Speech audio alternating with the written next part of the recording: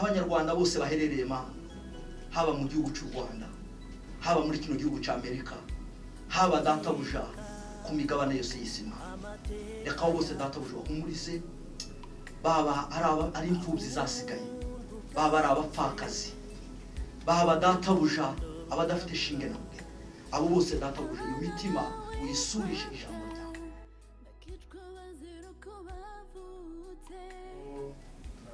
Remember, survivors here, comfort all of you, those who lost their families, those who lost their parents, brothers and sisters, colleagues and members.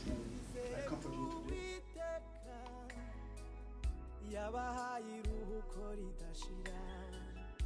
With hope, it is possible to move on and to build the togetherness of Rwanda.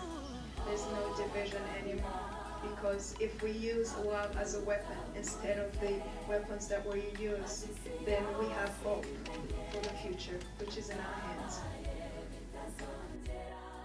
I was first in Rwanda in 2004 as a volunteer to help build the Kigali Genocide Memorial.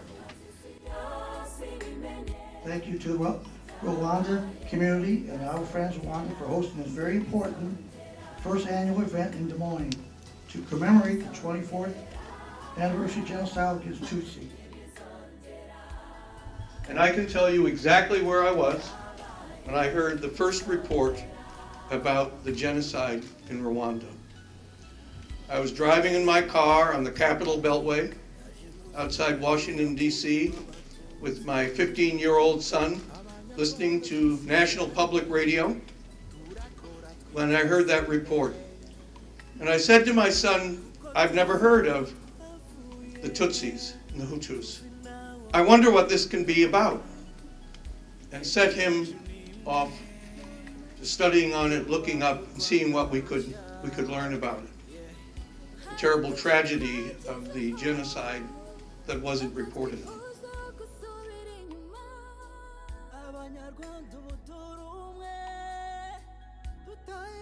His Excellency, the President of the Republic of Rwanda, Paul Kagame, stated, we cannot turn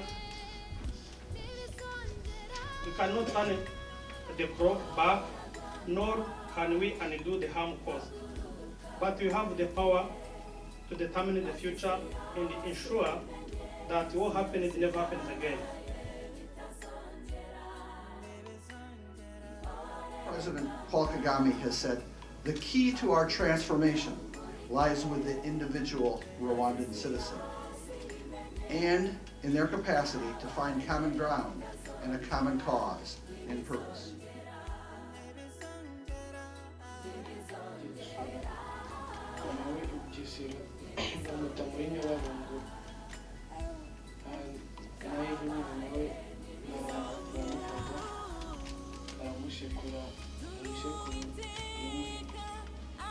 Can imagine for any survivor who's here, so it's not easy to remember what you've experienced, and I think it's so important for us to tell the stories, and there are so many survivors who are not, it's not easy for all of us really. It takes us a long time. For me, it took me many years to be able to be comfortable enough. I would say I'm comfortable, but to be able to share what I've experienced. But I think it's so important to talk about it so the world knows what we've experienced, so that they can learn from our history. As we fight genocide denial, we put forth our unity as Rwandans. Over the last 24 years, we have forged a new identity as one people, the Munyarwanda. I'm a Rwandan. To that end, honoring memory has been imperative for peace, unity, and development.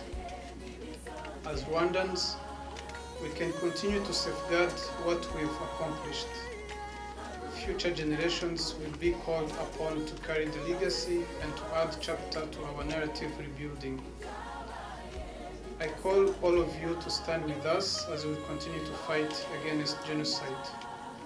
I would like to express my gratitude again to all of you here standing with us today as we remember and honor our loved ones.